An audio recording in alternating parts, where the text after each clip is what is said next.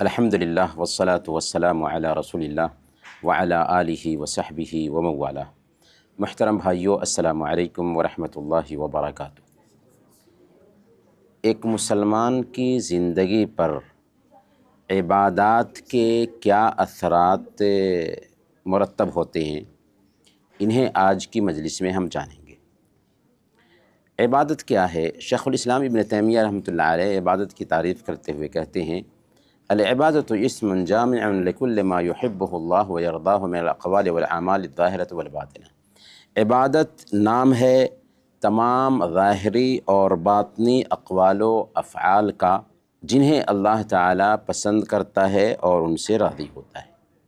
اس طریقے سے عبادت صرف نماز، روزہ، حج اور زکوٰۃ ہی نہیں بلکہ عقائد، عبادات، معاملات اور زندگی کا ہر شعبہ ایک طرح سے عبادت میں شامل ہو جاتا ہے، اور عبادت ہی ایک انسان کی پیدائش کا مقصد ہے۔ وما خلقت الجن والانس الا لیعبدون، ہم نے جنوں اور انسانوں کو صرف اپنی عبادت کے لیے پیدا کیا ہے، اور عبادت کی قبولیت کے لیے دو شرطیں ہیں۔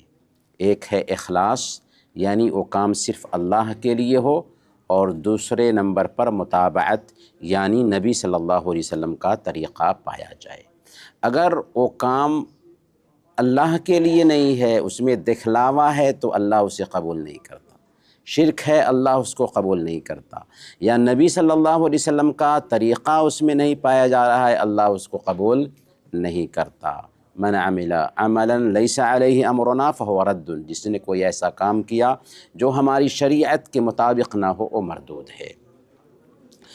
اب سوال یہ ہے کہ کیا عبادتوں کے اثرات ایک انسان کی زندگی پر واقعی مرتب ہوتے ہیں؟ جی ہاں، عبادت کا یہ کورس دینے والا کون ہے؟ اللہ ہے۔ اللہ تعالیٰ نے انسانوں کو عبادت کا یہ کورس دیا ہے، اور جب اللہ تعالیٰ نے دیا ہے تو اس کا ایک نام الحکیم ہے، تو اس کا فیصلہ بھی حکمت سے بھرا ہوا ہوگا۔ الا یعلم من خلق وهو اللطیف الخبیر، کیا وہی نہ جانے جس نے پیدا کیا اور وہ باریک بین اور خبر رکھنے والا بھی ہے؟ تو جو ذات باریک بین ہے، خبر رکھنے والا ہے، اس کا دیا ہوا کورس بھی حکمت سے خالی نہیں ہو سکتا۔ تو اس ناحیہ سے عبادات کے بھی ایک انسان کی زندگی پر اثرات مرتب ہوتے ہیں، لیکن کب مرتب ہوتے ہیں؟ دو چیزیں اگر پائی جائیں گی تو عبادات کا اثر ایک انسان کی زندگی پر ظاہر ہوتا ہے۔ پہلے نمبر پر ہمارا جو دل ہے نا، دل اگر درست ہو، دل درست ہو تو عبادت کا اثر ہمارے اوپر پایا جائے گا۔ اور دل درست کیسے ہو سکتا ہے؟ اگر اس کے اندر اخلاص پایا گیا، اگر اس کے اندر احسان کی کیفیت پائی گئی، اگر نبی صلی اللہ علیہ وسلم کا طریقہ پایا گیا، اگر یہ احساس پایا گیا کہ رب کی توفیق سے ہی ہم یہ عبادت بجا لا رہے ہیں، اور دوسرے نمبر پر ہم اپنے دل کی بھی حفاظت کر لیں۔ 7 راستے ہیں جن سے شیاطین ہمارے دلوں پہ حملہ کرتے ہیں، ان راستوں سے دل کی حفاظت کر لیں تو عبادت کا اثر ہمارے اوپر ظاہر ہونے لگے گا۔ اور وہ 7 چیزیں کیا ہیں؟ آنکھ ہے، زبان ہے، کان ہے، پیٹ ہے، شرمگاہ ہے، ہاتھ ہے، پیر ہے۔ انہی راستوں سے شیاطین داخل ہوتے ہیں، اور عبادت جو ہم کر رہے ہوتے ہیں ان کے اثرات کو ہماری زندگی سے ختم کرنے کی کوشش کرتے ہیں۔ تو اب سوال یہ ہے کہ عبادات کے کیا اثرات ہوتے ہیں؟ جی ہاں، عبادت کا سب سے پہلا اثر یہ ہوتا ہے کہ عبادت کی وجہ سے ایک آدمی کو کیا ملتا ہے؟ سکون ملتا ہے۔ ایسا سکون کہ جس کا تصور نہیں کیا جا سکتا۔ اسی لیے اللہ فرماتا ہے: من عمل صالحا من ذکر او انثی وهو مؤمن فلنحینہ حیاتا طیبہ، جو آدمی مرد ہو یا عورت ہو ایمان کی حالت میں نیک عمل کرتا ہے تو اس کو ہم پاکیزہ زندگی عطا فرماتے ہیں۔ یہ پاکیزہ زندگی کیا ہے کہ اس کی وجہ سے ایک انسان کو عجیب طرح سے سکون ملتا ہے۔ اور جو آدمی اللہ کی یاد سے اعراض کرتا ہے تو اس کا گزران تنگی والا ہو جاتا ہے۔ وَمَنْ أَعْرَضَ عَنْ ذِكْرِي فَإِنَّ لَهُ مَعِيشَةً ضَنْكًا، جو آدمی میری یاد سے اعراض کرتا ہے اس کا گزران تنگی کا ہوتا ہے۔ اس کی وجہ سے ایک انسان کو خوشحالی بھی ملتی ہے، دین پر عمل کر رہے ہیں، اور خوشحالی مل رہی ہے، فارغ البالی حاصل ہو رہی ہے۔ اللہ نے فرمایا وَلَوْ أَنَّ أَهْلَ الْقُرَىٰ آمَنُوا وَاتَّقَوْا لَفَتَحْنَا عَلَيْهِمْ بَرَكَاتٍ مِّنَ السَّمَاءِ وَالْأَرْضِ، اگر بستی والے تقوی اختیار کیے ہوتے، ایمان لائے ہوتے، تو ہم ان کے لیے آسمان اور زمین سے برکتوں کے دروازے کھول دیے ہوتے۔ تو ایمان کی بنیاد پر، عمل کی بنیاد پر، تقوی کی بنیاد پر، دین پر عمل کرنے کی بنیاد پر خوشحالی ملتی ہے، بلکہ جسمانی طاقت بھی ملتی ہے، طاقت بھی ہمیں میسر ہوتی ہے۔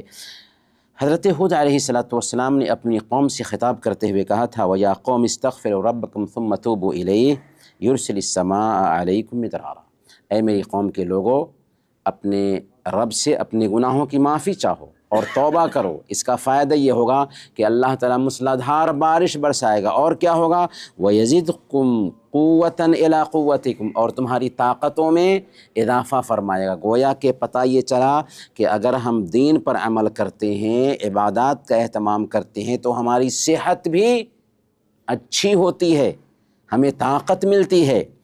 اور اللہ کے نبی صلی اللہ علیہ وسلم کیا فرماتے ہیں احفظ اللہ یحفظک، اللہ کی حفاظت کرو، یعنی اللہ تعالیٰ کے احکام کو اپنی زندگی میں اتارو، اللہ تیری حفاظت فرمائے گا۔ تعرف الی اللہ فی الرخاء یعرفک فی الشدہ، خوشحالی میں اللہ کو یاد رکھو، تنگ حالی میں، پریشانی میں اللہ تجھے یاد رکھے گا۔ تو اس کا فائدہ کیا ہوا عبادت کا کہ اگر ہم اللہ کو یاد کریں گے، عبادت کا اہتمام کریں گے، تو اللہ ہماری حفاظت فرمائے گا۔ 3 شخصوں کا قصہ بہت مشہور ہے کہ کہیں جا رہے تھے تو راستے میں ایک غار میں پناہ لیا، غار پہ چٹان گری اور دروازہ بند ہو گیا۔ ان 3 لوگوں نے اپنے نیک عمل کا واسطہ دے کر اللہ تعالیٰ سے دعا کیا تو چٹان ہٹ گئی، دروازہ کھل گیا اور وہاں سے نکل گئے۔ تو نیک عمل ہمیں ایسی جگہ کام دیتا ہے جہاں پہ سارے دروازے بند ہوں، تو اس لیے عبادت کا اثر ایک انسان کی زندگی پر واقع ہوتا ہے۔ اب سوال یہ ہے کہ طہارت، پاکی صفائی ایک عبادت ہے، اس کا اثر کیا ہوتا ہے ایک انسان کی زندگی پہ؟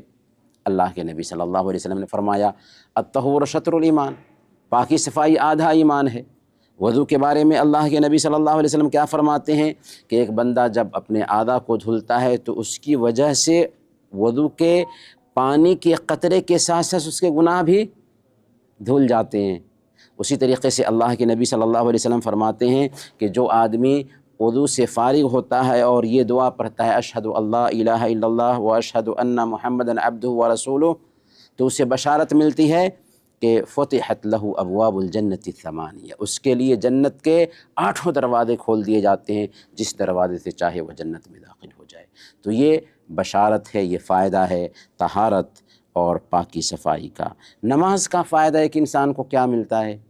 نماز کا فائدہ ایک انسان کو سب سے پہلے یہ ملتا ہے کہ نفسیاتی الجھنوں سے، پریشانیوں سے وہ بچ جاتا ہے۔ نمازی کبھی بھی ٹینشن کا شکار نہیں ہوتا۔ اللہ کے نبی صلی اللہ علیہ وسلم کو جب کبھی پریشانی لاحق ہوتی تھی تو کیا کرتے تھے؟ نماز کے لیے جلدی کرتے تھے۔ اللہ کے نبی صلی اللہ علیہ وسلم بلال رضی اللہ تعالیٰ عنہ سے کہتے یا بلال اقم الصلاۃ ارحنا بہا، بلال اقامت کہو، نماز کے ذریعہ مجھے راحت پہنچاؤ۔ تو نماز میں کیا ہے؟ راحت ہے، سکون ہے۔ اللہ فرماتا ہے الا بذکر اللہ تطمئن القلوب، سن لو کہ اللہ کی یاد سے ہی دلوں کو سکون ملتا ہے۔ دلوں کو سکون چاہیے، اللہ کی یاد سے دلوں کو آباد کریں۔ اور نماز گناہوں کا کفارہ بھی بنتی ہے، اسی لیے اللہ کے نبی صلی اللہ علیہ وسلم نے ایک مرتبہ بیان فرمایا تھا کہ اگر تمہارے دروازے پر ایک نہر ہو اور اس میں تم 5 مرتبہ غسل کر رہے ہو تو کیا تمہارے بدن پر میل کچیل باقی رہے گا؟ لوگوں نے کہا کہ نہیں یا رسول اللہ۔ آپ نے فرمایا یہی دراصل 5 وقت کی نمازوں کی مثال ہے، یمحو اللہ بہن الخطایا، اس کی وجہ سے اللہ تعالیٰ گناہوں کو بالکل مٹا دیتا ہے۔ اسی طریقے سے نماز کیا ہے؟ نماز ہم کو بے حیائی اور بری باتوں سے روک، اللہ تعالیٰ فرماتا ہے ان الصلاۃ تنہی عن الفحشاء والمنکر، نماز بے حیائی اور بری باتوں سے روکتی ہے۔ لیکن اس کا اثر ظاہر ہونے کے لیے ہم نے کیا کہا کہ دل کی درستگی ہونی چاہیے، دل درست ہونا چاہیے اور دل کی حفاظت 7 راستوں سے ہونی چاہیے۔ مسند احمد کی روایت ہے، ایک آدمی کے بارے میں اللہ کے نبی صلی اللہ علیہ وسلم کے پاس شکایت کی گئی کہ فلاں آدمی ہے کہ وہ رات میں نمازیں پڑھتا ہے اور دن میں چوریاں کرتا ہے۔ اللہ کے نبی صلی اللہ علیہ وسلم نے فرمایا انہ سینھاہ ما تقول، نماز اس کو ایک وقت آئے گا کہ چوری سے روک دے گی۔ تو جب نماز صحیح ہوتی ہے نا تو برائیوں سے ہم بچنے لگ جاتے ہیں، جب نماز صحیح نہیں ہوتی تو نماز بھی پڑھتے ہیں، برائیاں بھی ہم سے ہوتی رہتی ہیں۔ نماز ایک انسان کو پنکچول بناتی ہے، وقت کا پابند بناتی ہے۔ ظہر، عصر، مغرب، عشاء، فجر، نماز کا جو انسان پابند ہوگا وہ وقت کا پابند ہوگا، پنکچول انسان ہوگا۔ نماز ایک انسان کو زبان کی آفتوں سے محفوظ رکھتی ہے، کیونکہ وہ اپنی زبان کو ذکر سے آباد رکھے گا، غیبت، چغلی اور بدگوئی میں وہ نہیں لگے گا، کیونکہ وہ نمازی ہے۔ نماز ایک انسان کے جذبات کی رعایت کرنا بھی سکھاتی ہے۔ اللہ کے نبی صلی اللہ علیہ وسلم بیان فرماتے ہیں کہ میں نماز میں ہوتا ہوں اور وہیں پیچھے میں بچوں کے رونے کی آواز آتی ہے، تو میں نماز کو لمبی کرنا چاہ رہا تھا، لیکن میں یہ سوچ کر کے کہ بچے کے رونے کی وجہ سے ماں کو تکلیف نہ ہو، اس لیے نماز مختصر کر دیتا ہوں۔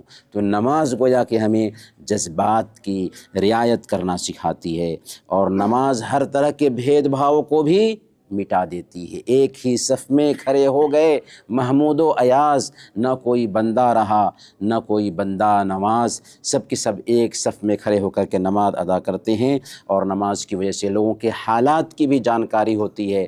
ہمارے سماج میں لوگ بستے ہیں، کس کے ساتھ کیا مسائل ہیں، کون کیسے ہے، سب کے حالات کو ہم جانتے رہتے ہیں، کیونکہ ہم مسجد میں ایک دوسرے سے ملتے ہیں۔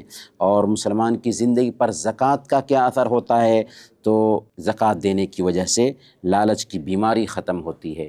اللہ رب العالمین فرماتا ہے خذ من اموالہم صدقۃ تطہرہم وتزکیہم بہا، ان کے مال سے آپ زکوٰۃ لیجئے، صدقہ لیجئے، اس کی وجہ سے آپ ان کو پاک صاف کریں گے اور ان کے نفس کا تزکیہ کریں گے۔